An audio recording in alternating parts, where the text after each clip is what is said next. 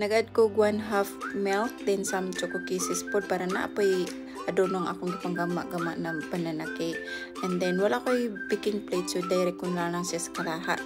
And yeah, para ma-differentiate na kung sa ko'y kalainan sa akong gipanggama nga banana cake. And then gihit na ko into 20 to 30 minutes na medium fire. Kanya, tadan! Oh, banana cake na kitschug forma.